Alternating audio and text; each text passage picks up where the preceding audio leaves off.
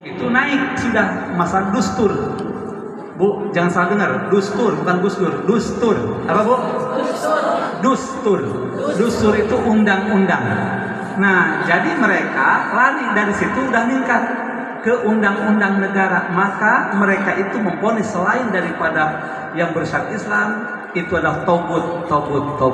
Makanya mereka menghajar polisi, membom siapa, karena memang dianggap selain dari adalah togut. Itu mereka yang mengatakan itu. Dan ada sekarang di YouTube nyebar kok.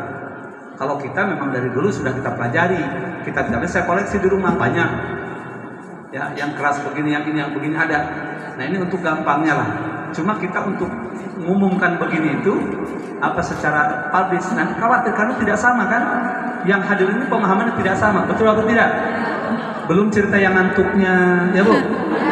Belum cerita yang bengongnya, ya Bu? Bu? Belum cerita yang memang udah kesel pengen keluar dari tadi. Itu kan beda lagi ceritanya. Masya Allah, kalian senang kambuh ini itunya. Nah, maka kita bukan tidak berani menyampaikan secara vulgar, tapi pelan-pelan. Kenapa? Karena Nabi mengatakan khatibun nasa biqadri uqulihim. Sampaikan kepada manusia atau ceramahi, sampaikan ilmu agama kepada publik kamu itu sesuai dengan kadar kemampuan. Kan kalau jenderal begini ramai harus hati-hati. Kecuali terpaksa. Maka saya menyampaikan masalah khilafiyah, ibu-ibu yang baru dengar, simak baik-baik. Atau mungkin waktu itu kok pas masuk dengar saya sedang menyampaikan yang sensitif. Itu upaya counter. Apa counter itu? Bukan counter HP. Apa Bu? Membantah, meluruskan. Ya Bu. Jadi untuk meluruskan sejauh atau sependek pengetahuan yang saya tahu. Jadi itu di counter Bu, ya supaya tidak liar. Jadi nantinya, ini dulu ketika ditanya apakah mau lagi rame-ramenya tuh masalah tahun 2007 apa 2008 tuh ya, lagi rame-ramenya tuh, banyak yang cari panggung gitu, rame. Ada pertanyaan di sini juga, ini apakah ini begini-begini? Saya jawabnya masih agak nyantai, episode. Nah sekarang kan sudah banyak yang mengungkapkan dalilnya, kan tidak terlalu rame lagi. Ya redup, ya tidak terlalu sebanggar dulu. Nah cuma sekarang jadi bahu-membahunya ini yang tidak nyaman buat muslim dengan muslim saling mengkafirkan. Lah yang tepuk tangan siapa kira-kira? Yahudi semakin senang tuh, kafir semakin senang. Tinggal sulut aja jadi perang tuh sesama muslim. Coba. Nah ternyata akarnya dari situ. Jadi kembali ke pemahaman. Ibu mungkin kaget kalau selama ini saya bawa satu kitab, dengarkan baik-baik. Ibu pernah dengar Syekh Albani ya? Syekh Albani kan jadi rujukan utama lah di kalangan Salafi. Ya sorry kalau ada di sini yang Salafi, apa Mas? Ini simak aja baik-baik. Misalnya ya, rujukan luar biasa. Saya termasuk, masya Allah dulu awal-awal kagum, tapi setelah banyak kitab-kitab saya kumpulkan, nah termasuk Ustadz Ja'far Umar Thalib, Allah yang dulu sampai kitab saya pinjem banyak. Di sini ketemunya dulu, diskusi, kita ngobrol. Saya bukan orator, saya bukan debator, tapi kalau harus secara begini mungkin bukan ahlinya. Tapi kalau ngobrol, setelah ngobrol, silakan. Syaratnya ya siapapun silakan bisa baca kitab aja gitu. Jadi saya ngobrol, beliau penasaran. Saya harus ke rumah antum nih, ada kitab Ustaz, ini begini-begini. Dipinjam demi Allah, saksinya Umi Abi Mul di sini. Sampai kita datang jemput ke sana. Karena saya diminta kunjungan balasan. Jadi dekat lah waktu itu. Alhamdulillah mengubah beberapa pandangan beliau. Nah di antaranya Ibu jangan kaget. Kalau sekarang nih tolong kalau bicara khilafiyah, perbedaan paham pendapat, Syekh Albani yang sangat dilulukan di kalangan kelompok tertentu, ya Bu, sedikitnya Syekh Albani, soal Albani, begitulah. Bagaimana pendapat beliau tentang cadar, Bu? Sampai akhirnya beliau harus angkat kaki dari Saudi. Ini salah satu gara-gara ini, sepeda pengetahuan saya. Karena beliau mengatakan itu tidak wajib. Bahkan di sini sampai beliau mengatakan agak gimana ya? Kalau saya juga nggak ini simak baik-baik. Jadi beliau mengomentari tentang masalah cadar. Fa yusabun madzakana anna satal mar'ati wajha biburqa'in aw nahwi mimma huwa ma'rufun yaum dari lisan hasanat. Diambil kesimpulan dari apa yang disampaikan bahwa menutup seorang wanita yang menutup wajahnya dengan burku, dengan apa Bu ini burku itu? niqab atau sejenisnya atau yang lainnya yang sekarang kita lihat bersama, yang kita ketahui inna lisal muhasana, bagi wanita yang menjaga diri gitu. Amr masyhur mahmud, itu perkara yang bagus ya. Wa in kan lajibu dzalik, simak, wa in itu perkara bagus disyariatkan, wa in kan lajibu dzalik alaiha, walaupun hal itu tidak wajib atas dia. Pertama, masih kalem bahasannya. Bal manfaat faqad hasan. Bahkan kalau ada yang melakukan itu, artinya pakai burqa, ya itu bagus-bagus saja. Itu sudah berbuat baik dia. Famanlah, maka barang siapa yang tidak pakai cadar, falahal, maka tidak berdosa. Simak, ini di Saudi betul. Di saat pemerintah Saudi dan ini mengharuskan gitu menutup wajah. Fahadha minni nasun sadad, ini nas dari saya sangat jelas. Fitabdil satri dalam hal keutamaan ini menutup. Nah di sini warun ala ta'ifatain mutasyaddirin, dan juga sebagai bantahan bagi dua kelompok yang keras. Al-Tanim Bujubihi, pertama bantahan kepada orang-orang atau para syekh gitu, yang mewajibkan katanya. Wal qalim minhum bid'iyatihi, dan kepada orang-orang yang membid'ahkan cadar. Nah saya ambil kesimpulan adalah wa khairul umuri awsatuha, sebaik-baik perkara itu pertengahannya. Maka saya ngambil pertengahan kata Syekh Albani. Simak baik-baik. Wa haqiqatul amri ini, adapun hakikat daripada perkara ini menurut saya, kata beliau, kata siapa? Syekh Albani. Annahu wa in kan qalbi yakad yatfatur asan wa hazan. Walaupun hati saya ini nyaris terpecah katanya dengan rasa sedih dan rasa pilu min hadas muzi. Jadi beliau mengkritik yang mewajibkan ini, silakan. Ya. Kata beliau, saya langsung fa innani maka semua saya la ara abadan, tidak bisa tidak memandang sama sekali solusi lain anna mu'alajata dzalika yakunu bahwa permasalahan itu muncul yakunu bi tahrim ma abahallahu lahu min al-kashfi wal wajhi, karena ada dari mereka yang mengharamkan sesuatu yang dibolehkan untuk mereka, yaitu membuka wajah. Jadi mengharamkan untuk membuka wajah gitu. Nah ini membuat saya sangat, kata beliau, sedih sekali, sangat sangat pilu katanya, menyesakkan lah. Itu kan dibolehkan, kenapa diharamkan membuka wajah? Ya kayak begini, artinya kok kalau diwajibkan pakai niqab berarti kan membuka haram. Padahal itu boleh, kata beliau. Wa anujib alaihinna satrahu biduni amrin minallahi wa rasulih. Kemudian kita mewajibkan kepada mereka untuk menutup seluruh wajah itu suatu perkara yang tidak diperintahkan Allah dan Rasulnya. Yang kata beliau, bal inna hikmatat tasyri' wa tadarruj fihi. Bahkan hikmah daripada pensyariatan dan juga tadarruj itu secara bertahap dalam pensyariatan. Wabatu usulillah minha qaulu sallam, dan sebagian usulnya ya Bu, ini dalam usul fikih, yaitu dibahas dalam usul fikih. Ya, artinya pokok dari apa yang disampaikan sebagaimana disampaikan Nabi sallallahu alaihi wasallam, yasiru wa la tu'siru. Yasiru maka permudahlah, atau permudahlah wa la tu'siru, jangan kau persulit. Nah, ini masih panjang nih ya. Wa usul tarbiyati sahih, dan ini adalah pokok daripada pendidikan yang benar. Kullu dzalika yajibu ala fuqahil ummah wa murabbiha wa mursyidiha ayat al-taqdinha.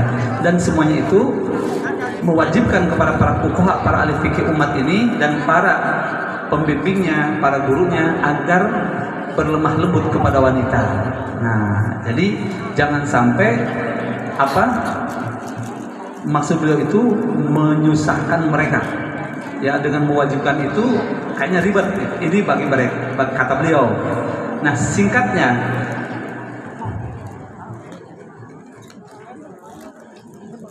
bahwa beliau mengatakan, ini yang mungkin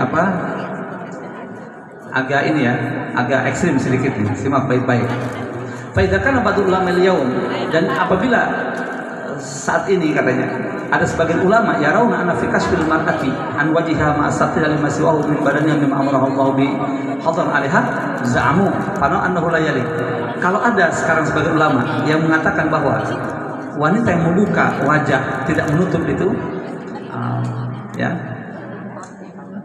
itu adalah perkara yang diwajibkan oleh yang berdasarkan Allah Subhanahu wa taala, itu hanya klaim mereka. Fanar annahu la yaliqu bihim, dan saya berpendapat, kami, kata beliau, berpendapat itu tidak layak. Kata beliau, dikatakan begitu, la yaliqu bihim ayat tafu min masajid hadil inkar asyadid ala man qalbu. Tidak layak bagi mereka untuk bersikeras ya kepada orang-orang yang tidak sependapat dengan mereka. Firroi dalam pendapat ini. Artinya kalau ada yang mengatakan boleh dibuka, ya jangan keras-keras. Di Arab kan ketat tuh, ya.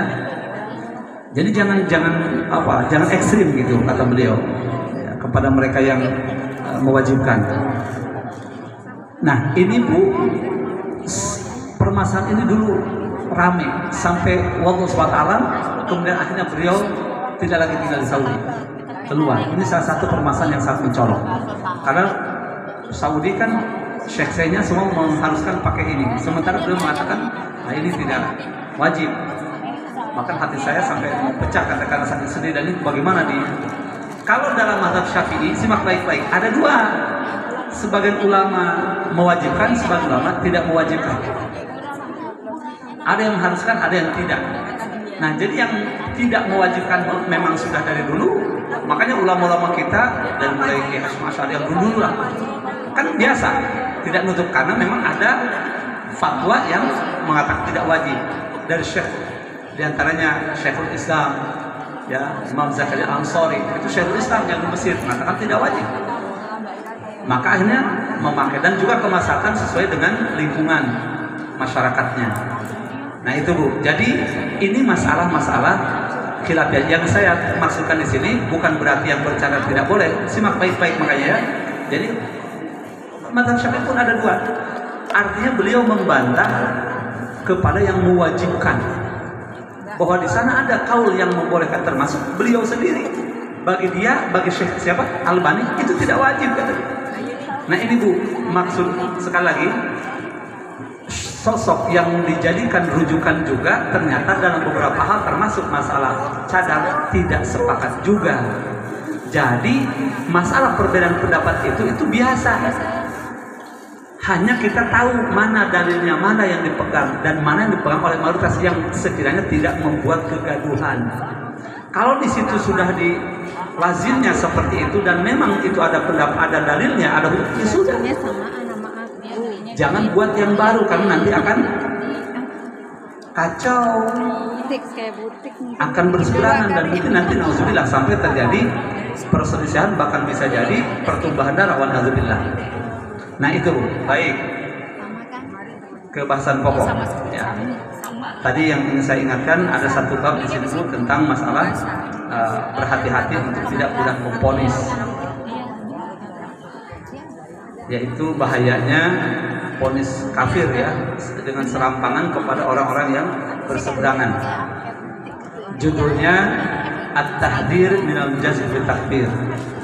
Ini peringatan keras bagi orang yang gampang memponis kafir dengan serampangan. Nah di sini Bu, yukti katsir minas, kebanyakan orang-orang di saat ini banyak salah persepsi. Jadi banyak kekeliruan dari kebanyakan orang. Astaghfirullah, semoga Allah memberikan perbaikan kepada mereka. Fi fahmi haqiqatil asbab, dalam memahami hakikat daripada sebab-sebab Allah tukhruju sahibaha an dairatul Islam, yang menyebabkan seseorang keluar dari akidah Islam. Nah ini banyak orang yang tidak paham dari hakikat sebab-sebab yang bisa mengeluarkan seseorang dari agama dari akidah Islam. Wati juga alail hukmu bil kufri, sehingga wajib dihukumi dengan kufur. Fatarahum, maka engkau menyaksikan mereka, di banyak orang-orang sekarang ini, yusari'una ila hukmi alal muslim bil kufri, dengan serampangan, dengan ceroboh langsung memponis kafir kepada saudaranya sesama muslim. Limujarradil mukhalafati, hanya karena ada perbedaan pendapat, bukan pendapatan ya Bu, baru pendapatnya, perbedaan pemahaman. Hatta lam yabqa minal muslimin, sehingga tidak tersisa dari kalangan kaum muslimin ala wajhil ardi, di atas muka bumi ini, illal qalil, kecuali hanya sedikit saja yang dianggap beriman, karena yang lain dikafir-kafirkan. Wa nahnu natalammasu bihaula'il 'udra tahsinan lidzan, dan kami mencoba memahami mereka, artinya untuk mentolerir, memahami mereka sebagai bentuk baik sangka kami kepada mereka, kata beliau. Wa naqulu, dan kami mengatakan la'allan yatahum hasanah, boleh jadi niat mereka itu yang gampang memvonis kafir itu niatnya baik, min dafi'il wajibil amri bil ma'ruf, untuk menjaga ya kewajiban beramar ma'ruf, atau untuk melaksanakan kewajiban amar ma'ruf dan mencegah daripada kemungkaran. Walakin fatahum, akan tapi ada yang luput dari mereka. Apa yang luput dari mereka, Bu? Anna wajiban amri bil ma'ruf wa nahi 'anil munkar, bahwa melaksanakan amar ma'ruf nahi munkar itu la budda fi adaihi, haruslah dalam pelaksanaannya minal hikmati, daripada hikmah, dengan hikmah, harus dengan hikmah, wal mau'izatil hasanati, dan juga dengan nasihat yang terbaik, dengan nasihat yang baik. Wa idza qadal amrul al-mujadalah, dan jika ternyata ketika amar ma'ruf nahi munkar itu dibutuhkan untuk diskusi bahkan debat, yajibu an takuna, maka haruslah diskusi tersebut, perdebatan tersebut, tanya jawab tersebut, billati hiya ahsan, harus dilakukan dengan cara yang lebih baik, bukan yang baik, yang lebih baik. Ini berdasarkan pernyataan Allah, artinya firman Allah Azza wa Jalla, bukan dari manusia lagi. Apa kata Allah dalam surat An-Nahl ayat 125? Ini bimbingan dari Allah nih. Ud'u ila sabili rabbika bil hikmati wal mau'izatil hasanati wajadilhum billati hiya ahsan. Nah, ini cara dari Allah, serulah manusia itu baik dalam amar ma'ruf nahi munkar itu kepada jalan Tuhanmu. Pertama bil mau'izah, pertama bil hikmati, dengan menjelaskan hikmah-hikmah, dengan bijak, gitu loh, dengan bijak. Wal mau'izatil hasanah, dan juga dua nasihat-nasihat yang baik. Baru yang ketiga wajadilhum billati ahsan, dan kalaupun harus terjadi adu argumentasi, maka debat mereka, lawan mereka, counter mereka, pemahaman mereka yang salah itu dengan cara yang terbaik, dengan cara yang lebih baik. Allah mengatakan dengan cara yang lebih baik, bukan cara yang baik, tapi yang lebih baik. Nah, ini dalam surat, silakan nanti baca sendiri ya, An-Nahl ayat 125. Nah, dari ayat ini, Bu, Imam Ghazali membagi golongan manusia itu kepada 3 golongan. Pertama, ada golongan awamin, orang-orang awam. Orang-orang awam yang belum ada basic pengetahuan agama lah, yang masih umum. Yang kedua, kelompok khawas. Khawas itu sudah ada basic keagamaan, ya, sudah adalah paham rukun iman, rukun Islam, tauhid mana syirik mana, tauhid mana halal mana haram, sudah ada tuh. Ketiga, ada khawasul khawas. Kelompok khawasul khawas ini tingkatan elit. Kalau bahasa akademiknya dialektis, senangnya debat aja gitu. Jadi nggak puasan orangnya, pengen nanya, karena saking banyak ilmunya, ya sudah lumayan bagus gitu. Jadi kalau sedikit agak ini kritis gitu, orang kritis. Ini kok begitu sih? Sebentar di sini katakan begini. Nah, dari 3 kelompok dari ayat ini, Imam Ghazali sekali membagi 3 kelompok, maka klasifikasi 3 kelompok ini cara berdakwahnya berbeda. Mana ayat ini yang dijadikan acuan? Kalau menghadapi orang umum itu dengan nasihat yang baik. Ini tentang jalan ke surga, tentang apa? Nasihat yang baik. Nah, kalau orang-orang yang kelas menengah, khawas namanya bil hikmah. Ini hikmahnya ini loh. Kenapa kita sholat? Kenapa ini begini? Kenapa begini? Di selain hukumnya, nanti hikmahnya sampai ke kesehatannya, supaya lebih mantap lagi memahami. Oh, Allah mensyaratkan ini untuk ini. Jam berapa Bu saya nggak pakai? Jam jalan ya. Baik. Nah, kemudian Bu, ada pun orang-orang yang tadi dialektis, orang kritis, maka ini dengan apa Bu? Billati wajanu billati ahsan. dengan cara yang lebih baik. Kalaupun berdiskusi, berdialog dengan cara baik, tidak ada emosi di sana, tidak ada tensi yang naik di sana, tidak ada gengsi. Jadi betul-betul pure.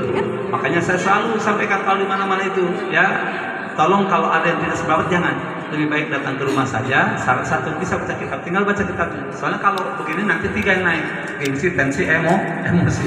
Kalau depan umum, karena gengsi nggak